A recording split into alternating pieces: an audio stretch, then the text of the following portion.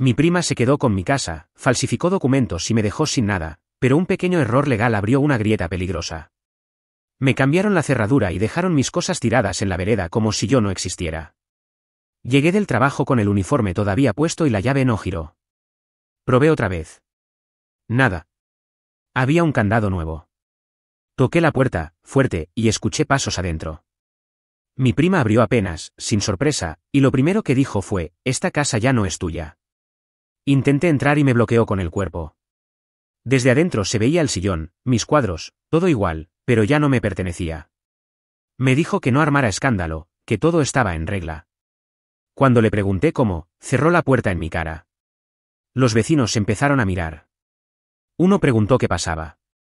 Yo dije que esa era mi casa. Ella salió otra vez y dijo, en voz alta, que yo estaba confundido, que hacía meses que había firmado una cesión. Dijo mi nombre completo, como si eso le diera más autoridad. Nadie le discutió. Volvió a abrir la puerta y me mostró unas cajas con mis cosas. Ropa, papeles, fotos viejas. Todo mezclado. Me dijo que las sacara de ahí antes de que alguien llamara a la policía. Sentí la cara caliente, pero agarré las cajas porque no tenía opción. Ahí fue cuando dijo lo que más bronca me dio, siempre fuiste un desordenado. Papá sabía que esto iba a pasar. Se refería a mi padre, muerto hacía 2 años. Yo le respondí que esa casa era mi herencia, que no podía hacer eso. Se encogió de hombros. Háblalo con un abogado, dijo, como si me estuviera haciendo un favor. Me senté en el cordón de la vereda con mis cosas alrededor. Llamé a mi tía, su madre. No atendió. Llamé a un primo. Me dijo que ya estaba todo hablado, que no me metiera en problemas. Me preguntó si estaba seguro de no haber firmado algo. Esa duda, dicha así, me cayó como una acusación. Mi prima volvió a salir. Esta vez con un sobre en la mano. Me mostró copias de unos documentos. No me dejó tocarlos. Desde donde estaba, vi una firma parecida a la mía, pero no era mía. Se lo dije. Se rió y me respondió, «¿Eso decís ahora?» Un vecino murmuró que si había papeles, no había nada que hacer. Otro me aconsejó que me calmara. Nadie cuestionó porque yo estaba afuera y ella adentro. Antes de volver a entrar, mi prima se inclinó y me dijo en voz baja, «No te hagas la víctima. Nunca te ocupaste de esta casa». Después cerró con llave. Escuché el clic del candado desde la vereda. Me quedé ahí un rato largo, sin saber a dónde ir, con mis cosas tiradas y la puerta cerrada adelante. La casa seguía ahí, pero yo ya estaba afuera, y ella actuaba como si siempre hubiera sido así. Al día siguiente volví a la casa y ya había más gente adentro, como si se tratara de una reunión familiar normal. Mi tía estaba sentada a la mesa del comedor con 2 de mis primos. Mi prima hablaba parada, segura, como si fuera la dueña de todo. Apenas me vio, dijo, «Esto ya está decidido. No hagas un escándalo». Nadie me saludó. Intenté explicar que me habían cambiado la cerradura, que yo no había firmado nada. Mi tía me cortó con una frase seca, «No empieces». Dijo que estaba cansada de mis problemas y que no era momento para dramas. Mi prima sacó una carpeta y la apoyó sobre la mesa. La abrió despacio, como disfrutando el gesto. Eran copias de una supuesta cesión de derechos. Mi nombre estaba ahí. La firma también. No era mía. Lo dije en voz alta. Uno de mis primos soltó una risa corta y dijo, «Siempre fuiste un desastre con los papeles». El otro agregó que yo había tenido deudas, que seguro había firmado sin leer. Cada comentario era una forma distinta de llamarme mentiroso. Pedí ver los originales. Mi prima dijo que no hacía falta, que todo ya estaba presentado. Repetía esa palabra todo el tiempo, presentado. Como si eso cerrara cualquier discusión. Mi tía asentía sin mirarme. Cuando insistí, mi prima se inclinó hacia mí y dijo, «Si fuera mentira, ya estarías denunciando». Lo dijo fuerte, para que todos escucharan. Me quedé callado un segundo, no porque dudara, sino porque entendí que me estaban empujando a un lugar incómodo. Les dije que iba a denunciar. Mi tía suspiró, cansada, y respondió que no tenía sentido, que solo iba a empeorar las cosas. Me pidió que pensara en la familia, en no romper relaciones por una casa. Mi prima aprovechó ese momento. Dijo que ella solo estaba poniendo orden, que la casa estaba abandonada, que yo nunca me ocupé. Empezó a enumerar cosas, una gotera vieja, una persiana rota, un impuesto atrasado. Cada detalle era una prueba en su relato. Intenté hablar otra vez. Mi voz salió más alta de lo que quería. Dije que esa era la casa donde viví con mi padre, que no podían borrarme así. Mi primo me miró serio y dijo, baja un cambio. Ahí entendí que no estaba discutiendo documentos. Estaba discutiendo mi lugar. Para ellos, yo ya era el problema. La reunión terminó rápido. Mi tía se levantó y dijo que no quería más peleas. Mi prima cerró la carpeta y me dijo que me fuera, que no tenía nada que hacer ahí. Nadie la contradijo. Salí de la casa otra vez, esta vez delante de todos. La puerta se cerró detrás de mí sin apuro. Desde afuera, escuché cómo seguían hablando, como si yo ya no existiera. Me quedé parado en la vereda con una certeza incómoda, no solo me habían sacado la casa. También me habían dejado solo. Intenté denunciar, pero el proceso fue lento desde el primer minuto. Fui a una comisaría con las copias que me había mostrado mi prima y me dijeron que necesitaba un abogado, que eso no se resolvía ahí. Salí con un papel y ninguna respuesta. Mientras tanto, ella seguía entrando y saliendo de la casa como si siempre hubiera sido suya. Volví una tarde para buscar más cosas. La puerta estaba abierta y había bolsas negras en el living. Mi prima estaba moviendo muebles con un amigo. Cuando me vio, no se sorprendió. Me dijo, apúrate, no tengo todo el día. Empezó a señalar cosas que, según ella, ya no me correspondían. Agarré una caja con fotos y papeles de mi padre. Me dijo que eso lo dejara, que ya se estaba encargando. Le respondí que no. Se cruzó de brazos y dijo, delante del otro tipo, que si no me iba llamaba a la policía. No gritó. No hizo escena. Lo dijo como una advertencia. Cada visita era igual o peor. Cambiaba algo, tiraba algo, decidía algo. Una vez encontré un cuadro mío apoyado contra la pared, listo para salir. Me dijo que estaba liberando espacio. Otra vez vi cómo sacaban una cama. Dijo que la casa necesitaba aire. Empezó a repetir una frase, esto estaba abandonado. La decía delante de vecinos, de familiares, de cualquiera que pasara. Como si repetirlo lo hiciera verdad. Intenté hablar con un escribano por mi cuenta. Llamé a uno recomendado por un conocido. Me escuchó 5 minutos y me dijo que sin los originales no podía hacer nada. Le pregunté quién había firmado esa cesión. Me dijo que no podía darme información. Todo era así. Puertas que no se abrían. Mi prima, en cambio, hablaba con seguridad. Decía que el escribano había revisado todo, que estaba más que claro, que no había vuelta atrás. Lo decía con una sonrisa tranquila. Demasiado tranquila. Un día me crucé con mi tía en la calle. Le pregunté si de verdad creía que yo había firmado. Me respondió que ya no sabía qué creer, pero que no quería problemas. Me pidió que dejara las cosas como estaban, que no siguiera insistiendo. Fue la forma más limpia de decirme que no me iba a ayudar. Esa noche recibí un mensaje de mi prima. Corto. Directo. Decía que no volviera a aparecer por la casa sin avisar, que estaba siendo molesto. Le respondí que solo quería mis cosas. Me clavó el visto. Al día siguiente cambiaron otra cerradura, la del fondo. Lo supe porque un vecino me lo comentó, como si fuera un dato menor. Me dijo que la casa se veía más ordenada. Algo no me cerraba. No era solo la cesión. Era la velocidad. La forma en que ella se movía, como si supiera exactamente hasta dónde podía llegar y cuándo. Como si nadie pudiera frenarla. Empecé a revisar las copias otra vez, despacio, buscando cualquier cosa que no encajara. No sabía qué estaba buscando, pero ya tenía claro algo, si no hacía algo pronto, iba a quedarme afuera para siempre. Revisando las copias del documento, me di cuenta de algo que antes se me había pasado por alto. No fue una revelación dramática. Fue una incomodidad. Una fecha que no coincidía con nada. El supuesto día en que yo había firmado la cesión caía en un feriado judicial. Me quedé mirando ese número largo rato, como si pudiera estar equivocado. Busqué en internet. Confirmé el feriado. Volví a mirar el papel. La fecha seguía ahí, impresa, prolija. No tenía sentido. Llamé a mi prima ese mismo día. Atendió rápido. Le pregunté directamente por la fecha. No levanté la voz ni la acusé. Solo pregunté. Del otro lado hubo un silencio corto y después se rió. Dijo, eso no importa, ya está validado. Le dije que no podía estar validado si ese día no se trabajaba. Cambió el tono. Me dijo que estaba buscando excusas, que estaba obsesionado. Repitió que todo había sido revisado por el escribano. Cuando le pregunté si podía hablar con él, me respondió que no hacía falta y cortó. Fui a ver a mi tía. Le mostré la copia y le señalé la fecha. Me miró como si yo estuviera exagerando algo mínimo. Me dijo que siempre había sido así, que cuando me agarraba con algo no soltaba. Me acusó de no aceptar la realidad. Le pregunté si le parecía normal que yo hubiera firmado un feriado. Me respondió que esas cosas pasaban, que seguro había algún permiso especial. No sabía de qué hablaba, pero lo decía con seguridad, como si eso cerrara el tema. Lo que más me molestó no fue que no me creyera. Fue que nadie quisiera mirar de verdad. Todos se quedaban en la superficie, repitiendo lo que mi prima decía.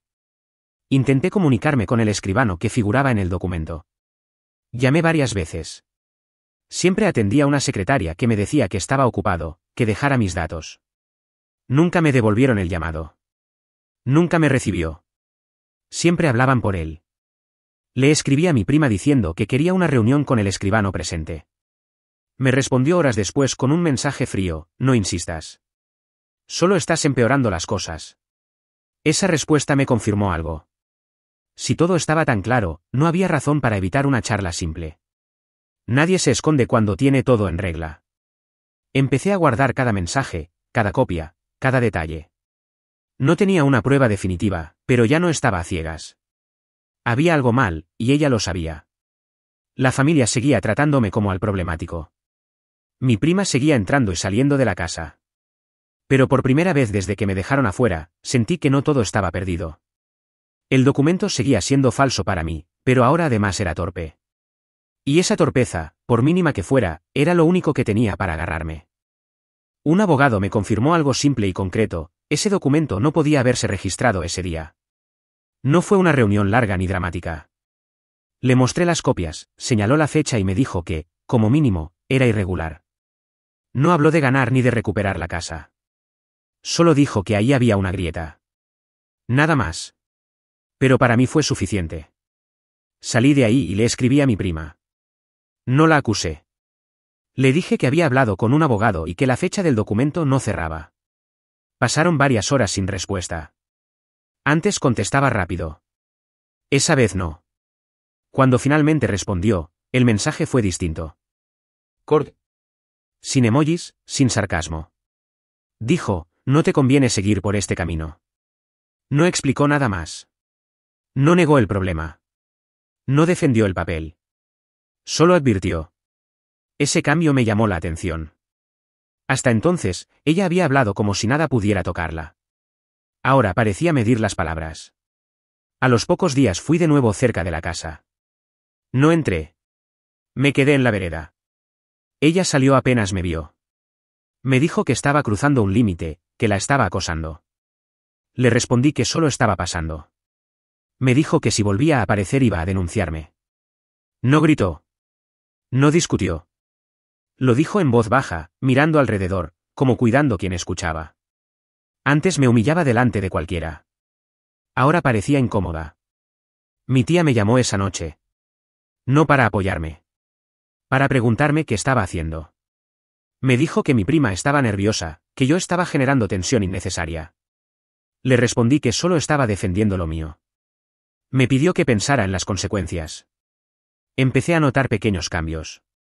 Mi prima ya no presumía de la casa. Dejó de publicar fotos. Dejó de hablar del tema en reuniones familiares. Cuando alguien preguntaba, desviaba la conversación. Un primo me escribió en privado. No para disculparse. Para preguntar si era verdad lo del documento. Le dije que había cosas raras. No respondió más, pero ya no me trató de mentiroso. Mientras tanto, el abogado avanzaba despacio. Pidió informes básicos. Nada espectacular. Nada que resolviera todo. Pero cada pedido implicaba un movimiento. Un registro. Una notificación. Mi prima volvió a escribirme. Dijo que podíamos hablar, sin abogados, para no seguir lastimándonos. Antes decía que no había nada que hablar. Ahora proponía arreglar. No acepté. No porque fuera valiente, sino porque entendí que, si cedía ahí, todo volvía a cerrarse. La casa seguía en sus manos. Mis cosas, en cajas. Mi situación, igual de precaria. Pero algo había cambiado. Ya no era solo yo insistiendo contra una pared. Ella seguía actuando como dueña, pero por primera vez lo hacía mirando por encima del hombro. Y esa desconfianza, mínima pero real, era la señal de que la grieta estaba creciendo. El abogado pidió informes básicos y eso fue suficiente para mover todo. No era una demanda ni una acusación formal. Eran pedidos simples, registros, fechas, validaciones. Pero cada uno generaba una notificación. Y esas notificaciones empezaron a llegarle a mi familia. Mi tía me llamó primero.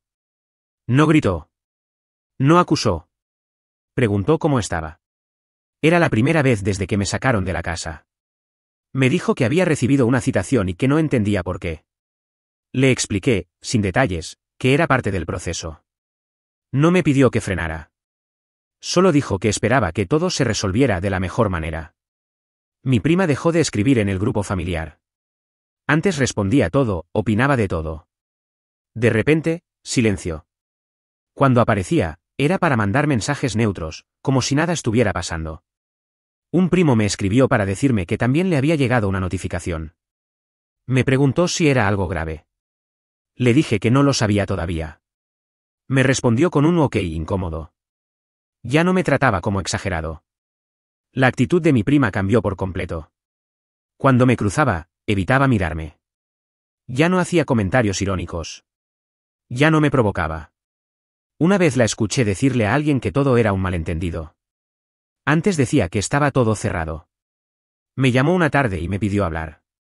Dijo que arreglemos en privado, sin abogados, sin seguir exponiendo a la familia. Usó esa palabra, exponer. Le respondí que ya no dependía solo de mí. Se molestó. Dijo que yo estaba yendo demasiado lejos. Le pregunté por qué ahora quería hablar. No respondió. Cambió de tema. Me dijo que yo siempre había sido conflictivo, que estaba rompiendo algo que después no iba a poder arreglar. Le dije que solo estaba intentando recuperar lo que era mío. Cortó. Mi tía volvió a llamarme. Esta vez para pedirme calma. Dijo que todos estaban nerviosos, que la familia estaba dividida. No negó que hubiera cosas raras. Solo dijo que no quería que esto terminara mal. La casa seguía cerrada. Nadie entraba ni salía como antes. Un vecino me comentó que no había movimiento, que parecía abandonada otra vez. Ironía pura. Yo seguía sin casa, sin mis cosas, sin certezas. Pero ya no estaba solo contra todos. Las miradas habían cambiado. Las conversaciones se daban en voz baja.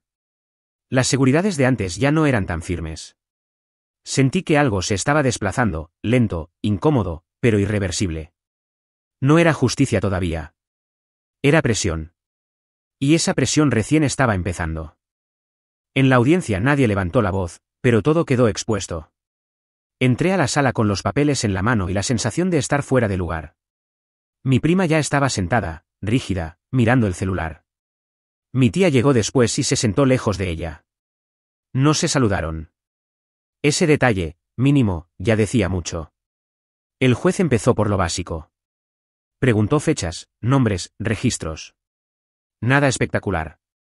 Cuando mencionó el día exacto de la supuesta firma, levantó la vista y pidió confirmación. El silencio duró más de lo normal. Mi prima miró a su abogado. El abogado habló por ella y dijo que el trámite se había iniciado ese día. El juez frunció el ceño y preguntó cómo se había iniciado un trámite en un feriado judicial. No acusó. No levantó la voz. Solo pidió que lo explicaran. Mi prima pidió la palabra. Dijo que debía haber un error administrativo, que esas cosas pasaban. El juez le pidió que fuera precisa. Ella empezó a hablar de memoria, mezclando fechas, corrigiéndose a mitad de frase. Dijo que tal vez no fue ese día, que quizás fue el anterior. El juez le recordó que el documento tenía una fecha concreta. El ambiente se volvió incómodo. No hubo gritos ni golpes de mesa. Fue peor. Fue esa sensación de que algo no encajaba y todos lo estaban viendo al mismo tiempo. El juez pidió ver el registro del escribano. El abogado de mi prima dijo que lo iban a presentar más adelante. El juez anotó algo y dijo que quedaba observado. Usó esa palabra, observado. No fue una victoria. Nadie me dio la razón en voz alta. Nadie dijo que el documento era falso. Pero el relato de mi prima se desarmó en público, pieza por pieza. Cuando terminó la audiencia, salimos al pasillo. Mi prima evitó mirarme. Su abogado habló con ella en voz baja, rápido. Mi tía se me acercó y me preguntó si estaba bien. No me había preguntado eso en meses. Vi a mi prima quedarse quieta, apoyada contra la pared, respirando hondo. Antes caminaba como si nada pudiera tocarla. Ahora parecía calculando cada paso. Uno de mis primos, que había ido como testigo, me dijo por lo bajo que no entendía cómo se les había pasado ese detalle. No supe qué responderle. Yo tampoco entendía cómo nadie lo había querido ver antes. La verdad no cayó completa. No hubo resolución. La casa seguía en disputa. Pero el control ya no era de ella. Esa tarde recibí varios mensajes. Ninguno de apoyo total. Todos con preguntas. Todos con dudas. La certeza que la protegía se había roto. Cuando volví a pasar por la casa, seguía cerrada. Sin movimiento. Sin luces. Como si estuviera esperando. Yo también estaba esperando. No sabía cuánto iba a durar ni cómo iba a terminar, pero algo había cambiado para siempre. Ya no era yo contra una historia cerrada. Ahora era una historia que nadie podía explicar sin tropezar. La casa sigue en disputa y nada volvió a ser como antes. Después de la audiencia, no hubo festejos ni disculpas. Hubo silencio. Mi prima dejó de aparecer por el barrio. La casa quedó cerrada, sin movimiento, como congelada en el tiempo. Los vecinos ya no sabían qué decir cuando me veían pasar. La familia se partió en dos sin decirlo en voz alta. Algunos dejaron de hablarme. Otros empezaron a escribirme con cuidado, midiendo cada palabra. Nadie volvió a afirmar con seguridad que yo había afirmado nada. Tampoco nadie dijo claramente que ella había mentido. Mi prima ya no presume. No publica fotos. No habla del tema. Cuando nos cruzamos en algún cumpleaños, evita sentarse cerca. Antes me ignoraba con desprecio. Ahora me esquiva con incomodidad. El proceso sigue abierto. Hay pedidos pendientes, papeles que todavía no aparecieron, decisiones que no dependen solo de mí. No recuperé la casa. Tampoco perdí del todo. Vivo en otro lugar, con menos cosas, pagando alquiler, esperando notificaciones que llegan sin avisar. Mi tía no volvió a acusarme, pero tampoco me pidió perdón. Una vez me dijo que todo esto era una desgracia para la familia. No supe si hablaba de la casa o de que yo no me hubiera callado. Algunos dicen que debería haber aceptado desde el principio, que enfrentar a la familia por una propiedad fue exagerado. Otros dicen que hice lo único posible, que cualquiera habría hecho lo mismo. Yo escucho todo, pero ya no discuto. Lo que sí sé es que el silencio que me pedían tenía un precio. Y pagarlo significaba desaparecer. Hoy la casa está cerrada, con las persianas bajas. Yo paso a veces por la vereda y no me detengo. No porque no duela, sino porque ya no necesito quedarme mirando. No sé cómo va a terminar todo. Tampoco sé si, cuando termine, alguien va a quedar conforme. Lo único claro es que, cuando me sacaron de mi propia casa, muchos aplaudieron. Cuando empecé a defenderme, nadie supo bien de qué lado estaba. Y hasta hoy, cada vez que alguien me pregunta si valió la pena, la respuesta no es tan simple como ellos esperan.